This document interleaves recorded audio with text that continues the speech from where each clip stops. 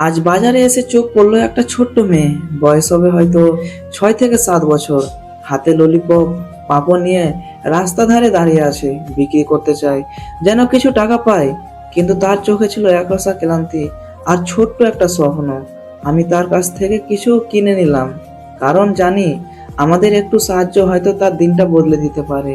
এই ছোট্ট মেয়েটার হাসিটাই আমার আসল লাভ। আমরা যারা অনেক কিছু পেয়ে গেছি, তাদের উচিত এরকম শিশুদের পাশে থাকা, কারণ ওরাও স্বপ্ন দেখে, শুধু সুযোগটা কম। এই ছোট্ট মেয়েটা সামান্য কিছু বিক্রি করে চায় না সে বড়লোক হতে, চাই শুধু শান্তিভাবে 3 বেলা খাবার খেতে। আপনারা না চাইলেও এদের কাছে কিছু কেনার চেষ্টা করুন। ভাবুন তো, আপনার বাড়িতে এরকম ছোট্ট মেয়েটা কত সুন্দর পড়াশোনা করছে, ভালোভাবে খাচ্ছে, আপনার সাথে ঘুরছে, আর এই মেয়েটা এইটুকুন বয়সে পরিবারের দায়িত্বটা নিজের কাঁধে নিয়েছে। এই ছোট্ট মেয়েটার কাছে যদি আপনি 10 টাকার কিছু কিনেন, হয়তো বা আপনার কম হয়ে যাবে না, কিন্তু এই ছোট্ট মেয়েটা ওই 10 টাকায় হয়তো তার খাবার জুটে যাবে।